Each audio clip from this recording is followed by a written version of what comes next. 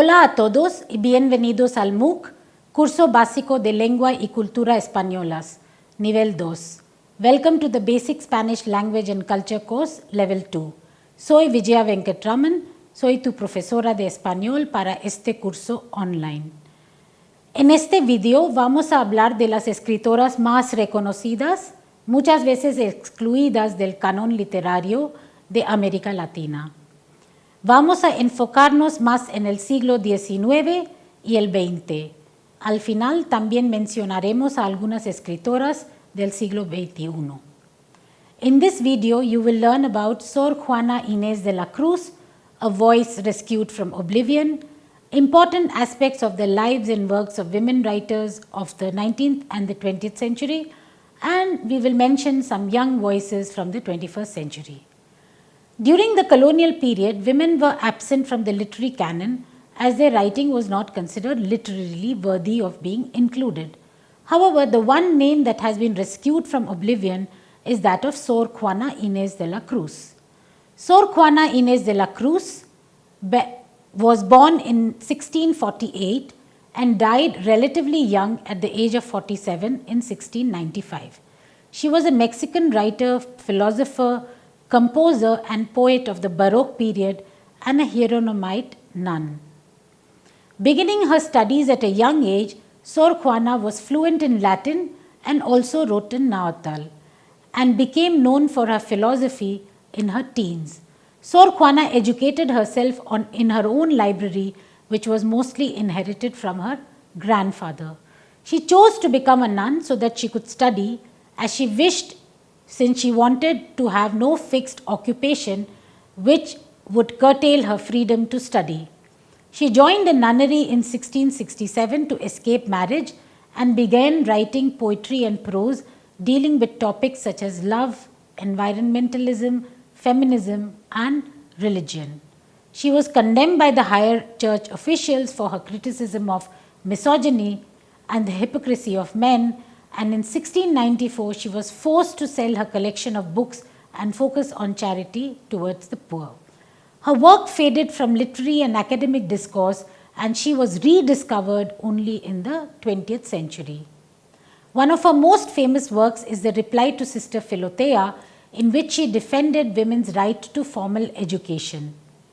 By putting women, specifically older women, in positions of authority, Sor Juana argued women could educate other women. Her literary contributions through her poetry and essays gained her the epithet of the 10th Muse or the Phoenix of America. Now we will go to the 19th century. The dominant idea that persisted amongst the public intellectuals of the 19th century were that of feminine irrationality and dependence. Women were entered partial entry into the literary cliques of letrados as upholders of a generally conservative order, which might be of Republican or liberal persuasion. To challenge this state of affairs, it was crucial that women should sign, publish, and claim authorship of their own writings, irrespective of political persuasion, means of publication, or genre. That means they could write poetry, essays, novels, articles, school books, histories, and memoirs. By publishing, women reminded the self-appointed producers of public culture that women too were culturally productive.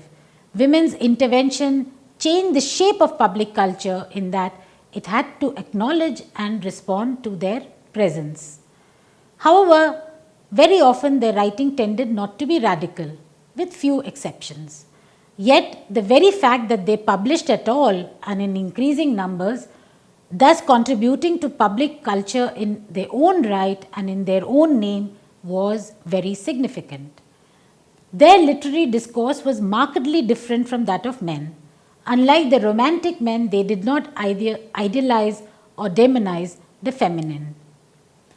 Women writers of the immediate post-independence period could be put into two broad categories: those who stayed within the boundaries marked for women.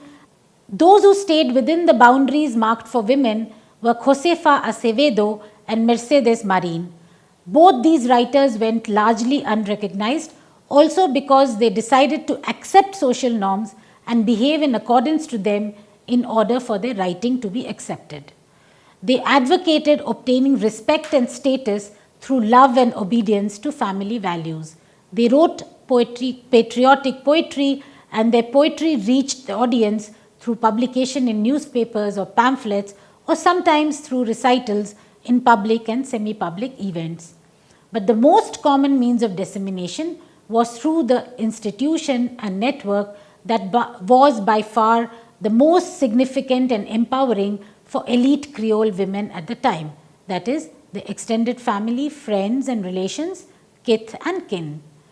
Mercedes Marin was the first recognized woman writer of independent Chile. Her first 2 sonnets were published anonymously, and she wrote some 100 poems, including 50 sonnets, virtually all poemas de ocasión as they were known, to mark an event, a birthday, a funeral, an anniversary, etc., of family and friends.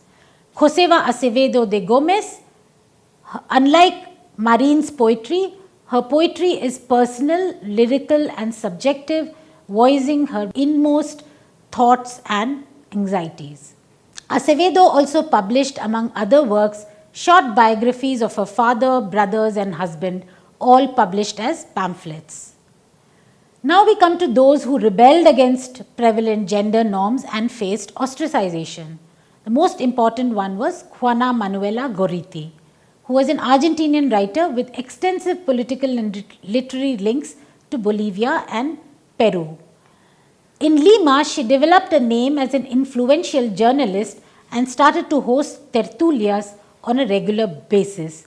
Tertulias or salons would be attended by the fashionable and mostly well-educated men and women who would meet to discuss literature and social progress, themes that Gorriti felt passionate about and would include in much of her literature.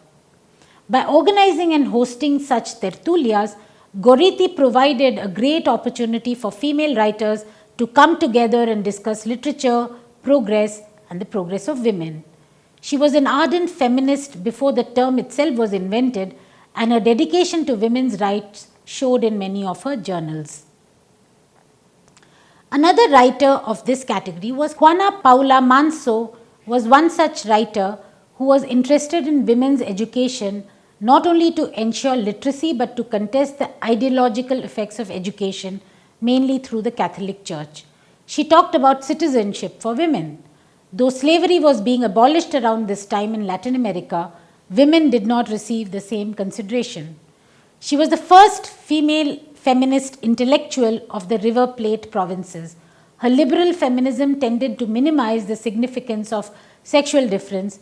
In her view, women were autonomous individuals and moral agents, as deserving of citizenship as men, and citizenship would entail their participation in the polity as social and historical beings, and modernity was predicated on the education and liberation of all women into public life. Her feminist credo is spelled out clearly in her journalism in the journal she founded called Album de Señoritas. Unlike Acevedo and Marin, during her lifetime, Juana Manso did not command social respect in her homeland. Her outspoken views contesting prevailing gender and religious norms gained her very few friends. She was publicly derided in Argentina, and her literary work was largely dismissed as irrelevant. Now we come to the writers of the 20th century, and we'll go country-wise in this. First, we'll start with the Argentinian women writers of the 20th century, and the first writer we'd like to mention is Alfonsina Storni, who was born in 1892 and died in 1938. She was an Argentinian poet and playwright of the modernist period. Storni was among the first women to find success in the male-dominated areas of literature and theatre in Argentina, and as such developed into a unique and valuable voice that holds particular relevance in Latin American poetry. Storni often gave controversial opinions. She criticized a wide range of topics, from politics to gender roles and discrimination against women.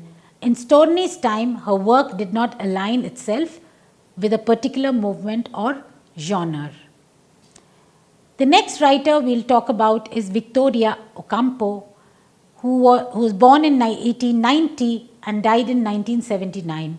She was best known as an advocate for others and as a publisher of the literary magazine Sur. She was also a writer and critic in her own right and one of the most prominent South American women of her time.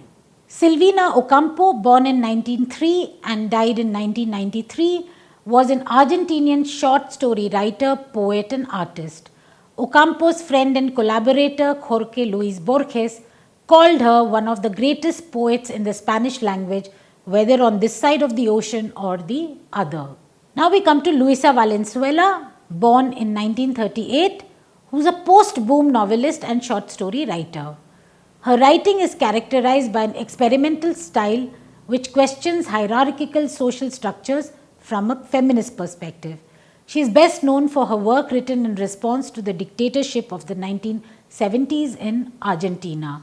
Works such as Como en la Guerra, Cambio de Armas, and Cola de Lagartija combine a powerful critique of dictatorship with an examination of patriarchal forms of social organization and the power structures which inhere in human sexuality and gender relationships. Now we come to Chile, and the first writer who is known by her pseudonym as Gabriela Mistral, born in 1889 and died in 1957, was a Chilean poet, diplomat, educator, and humanist, and in 1945 she became the first Latin American author to receive a Nobel Prize in Literature, and for her lyric poetry, which inspired by powerful emotions had made her name a symbol of the idealistic inspirations of the entire Latin American world. Central themes in her poems are nature, betrayal, love, mother's love, sorrow and recovery, Latin American identity as formed from a mixture of Native American and European influences. The other writer, Maria Luisa Bombal, born in 1910 and died in 1980, had her early education in Paris, after which she returned to Chile, where she reunited with her family. Her work incorporates erotic, surrealist, and feminist themes. Bombal wrote distinctly for her female and male characters, and she viewed femininity as a symbol of uniqueness, more related to nature, emotions, and intuition, very different from how she depicts masculinity. Men are described as stronger and wiser at the moment of facing problems. Some of her works are El Árbol, La Última Niebla, La Amortajada. One of the most well-known names from Chile is, of course, Isabel Allende, born in 1942, and sometimes her work has been described as containing aspects of magical realism in her novels such as The House of Spirits, La Casa de los Espíritus, and City of the Beast, La Ciudad de las Bestias, which have been commercially successful. Allende has been called the world's most widely read Spanish language author. Allende's novels are often based upon her personal experiences and historical events and pay homage to the lives of women while weaving together elements of myth and realism. Her novels have been translated into more than 40 languages and sold about 74 million copies. Latino Leaders magazine called her a literary legend in a 2007 article, naming her the third most influential Latino leader in the world. The last writer from Chile that we will deal with is Diamela Eltit, who wrote at a time in the 1980s, which was a complicated period for Chilean intellectuals who had to elaborate strategies to publish and circulate their works in a cultural environment where censorship existed. Women's publications were a significant contribution in this period because they generated renewed spaces of thinking on political issues and subjects such as sexuality, authoritarianism, domestic life, and gender identity were incorporated. Eltit was part of this new generation and not only articulated an original literary project a theoretical, aesthetic, social, and political proposal with a new reading space as perspective. Now we will move to women writers from Central America and Cuba. Julia de Burgos was a Puerto Rican poet. She was born in 1914 and died in 1953. As an advocate of Puerto Rican independence, she served as Secretary General of the Daughters of Freedom. She was also a civil rights activist for women and African Afro-Caribbean writers. By the early 30s, Burgos was already an published writer in journals and newspapers. She published 3 books which contained a collection of her poems. Her lyrical poems are a combination of the intimate, the land, the social struggle of the oppressed. Many critics assert that her poetry anticipated the work of feminist writers and poets as well as that of other Hispanic authors. In one of her poems, she writes, "I am life, strength, woman." Rosario Ferre de Arellano was a Puerto Rican writer, poet, and essayist. She came from a family that was involved with the Puerto Rican struggle for independence. In 1976, she published her first collection of short stories, Papeles de Pandora. In 1977, she published a collection of her literary essays which promoted political and social themes. And in 1986, she published her first book, Maldito Amor, which she self-translated into English as Sweet Diamond Dust. Ferre also worked as a professor at the University of Puerto Rico and was a contributing editor for the San Juan Star, which was Puerto Rico's English language newspaper. From Nicaragua, we have a writer, Gioconda Belli, born in 1948, who is an author, novelist, and poet. In 1970, Belli published her first poems in the literary supplement of the Nicaraguan newspaper La Prensa. 2 years later, she won the Premio de Poesía from the Universidad Nacional Autónoma de Nicaragua. From 1970, when she began writing her poems, and like many other intellectuals of her generation, she joined the ranks of the Sandinista National Liberation Front, the FASALN, at a time when a clandestine and persecuted organization whose aim was to overthrow the Somoza regime. She was a clandestine courier, transported weapons, traveled across Europe and Latin America, obtaining resources and spreading the word about the Sandinista struggle. She became a member of the FSLN's Political Diplomatic Commission after the overthrow of the dictator. Belli's book, La Mujer Habitada, published in 1988, is considered a feminist manifesto of sorts and is a semi-autobiographical novel that raised gender issues for the first time in the Nicaraguan revolutionary narratives. Nancy Morejon, born in 1944, is a Cuban poet, critic, and essayist. She was a recipient of the Struga Poetry Evening's Golden Wreath Award. She is the best known and most widely translated woman poet of post-revolutionary Cuba. In 1982, she was awarded the Cuban Premio de la Crítica for Piedra Pulida, and in 2001, she won Cuba's National Prize for Literature, awarded for the first time to a black woman. Her work explores a range of themes: the mythology of the Cuban nation, the relationship of the black people of Cuba within Cuba, and she often expresses an integrationist stand in which Spanish and African cultures fuse to make a new Cuban identity. Much of her work locates her as a supporter of the Cuban Revolution. In addition, she also voices the situation of women within her society, expressing concern for women's experience and for racial equality. Her most notable poem is Mujer Negra, Black Woman, which treats the grievous fact of slavery as an ancestral experience.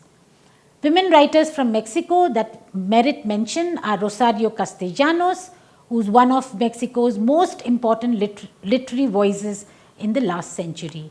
Throughout her life, she wrote eloquently about issues of culture and gender oppression, and her work has influenced Mexican feminist theory and cultural studies. Though she died young, she opened the door of Mexican literature to women and left a legacy that still resonates today. Laura Esquivel, born in 1950, is another Mexican novelist. She's a screenwriter and politician as well. And in her novel Like Water for Chocolate, released in 1989, Esquivel uses magical realism to combine the ordinary and the supernatural, with narrative devices similar to those used by Gabriel Garcia Marquez and the Chilean author Isabel Allende, that is magical realism. Como Agua para Chocolate is set during the Mexican Revolution of the early 20th century and features the importance of the kitchen and food in the life of its female protagonist, Tita. Angeles Mastretta, 1949, is a post-boom Mexican author, journalist, actress and film producer. She is well known for creating inspirational female characters and fictional pieces that reflect the social and political realities of Mexico. She is a recipient of the Romulo Gallegos Prize and the Mazatlan Prize for Literature for Best Book. Her book Arráncame la Vida, Tear This Heart Out, was adapted into a movie which won an Ariel Award in Mexico. Mastretta highlights the freedom that writing provides women and how feminism can only be fostered in specific environments out of reach from social pressures. She emphasizes the idea that feminism is something instinctive for women and that society is what makes it difficult to further develop. Elena Poniatowska is a French-born Mexican journalist and author, specializing in works on social and political issues focused on those considered to be disenfranchised, especially the women and the poor. Despite the lack of opportunities for women from the 50s to the 70s, she wrote about social and political issues in newspapers, both in fiction and non-fiction forms. Chicana and Latina writers. We will mention two writers only for shortage of time. Gloria Anzaldúa, born in 1942, is a scholar of Chicana cultural theory, feminist theory and queer theory. She loosely based her best-known book Borderlands La Frontera, The New Mestiza, on her life growing up on the Mexico-Texas border and incorporated her lifelong experience of social and cultural marginalization into her work. She also developed theories about the marginal, in-between and mixed cultures that develop along the borders. Julia Alvarez, born in 1950, is from the Dominican Republic but lives in the US. She writes in English and is one of the best-known Latina voices today. Many of Alvarez's works are influenced by her experiences as a Dominican American and focus heavily on issues of immigration, assimilation, and identity. She is known for works that examine cultural expectations of women both in the Dominican Republic and the United States, and for rigorous investigations of cultural stereotyping. Since we are almost at the end of the video, it will not be possible to go into the details of the new voices. I will just mention a few which you can look up if you are interested.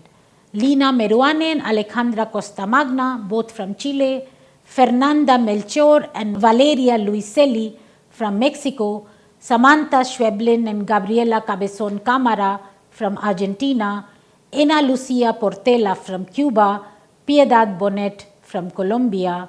And with that, we come to the end of the video, and I would urge you to read some of these writers, especially Sor Juana Inés de la Cruz and her response to Sor Filotea, and also you could read Octavio Paz's book on her, Sor Juana o las Trampas de la Fe, which has been also translated into English. You could also read Gioconda Belli's La Mujer Habitada, which is considered a kind of a manifesto of Latin American feminism. Thank you very much for your attention.